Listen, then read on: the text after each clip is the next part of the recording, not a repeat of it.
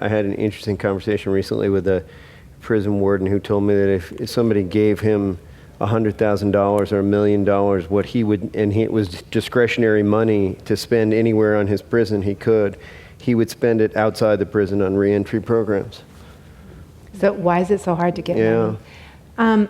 Well, there's such a limited amount of resources, and I think that's the hope with realignment.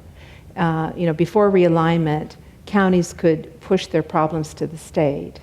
And now with realignment, it's kept locally, and it's hopeful that the money that the state is giving counties will be utilized with a more emphasis on reentry and providing those services, because it's so critical.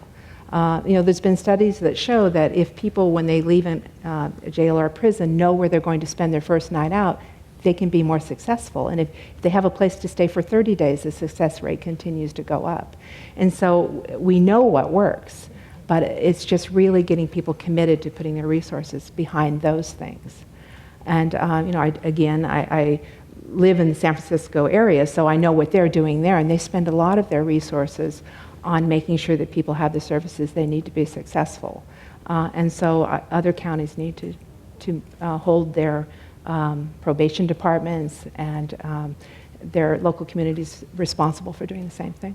I also think, do you mind? I also think there's a real visceral social sense that it's not fair to give people education resources, job training resources, if they've broken the law. And it's something that we really have to confront and overcome and realize how expensive they become if we don't, as a society, sort of try to lift everyone up. So I've taught in prison education programs for years. I taught in a college program at San Quentin for 6 years. And I can't tell you how many times I've answered the question, why should you provide higher education services to those people who broke the law when you have college students who are paying to be in your classroom? Why are you wasting your time or taking time away from them? And my answer in California in particular is, do you see how expensive it is to take care of these people in prison as opposed to in the college classroom? And my tuition as a graduate student in California went up because we were spending so much money on incarcerating people in our prison system. And my students' tuition is continuing to go up because, as you said, we're taking money away from them. So I think it's both making the investment and committing to it, but also really stepping back to have the bigger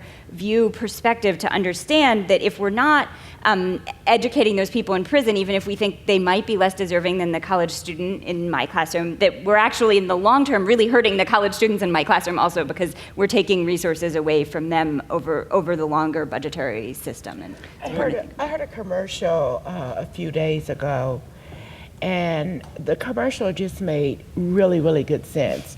I think the buttons out there and the stickers say, do the math. And it said you can spend a dime now or $1 later. And it was just really, really simple.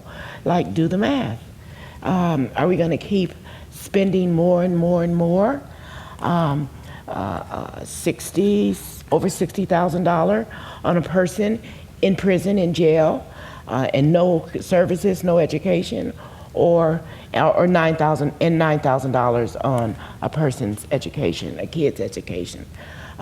So it's like a dime now or $1 later.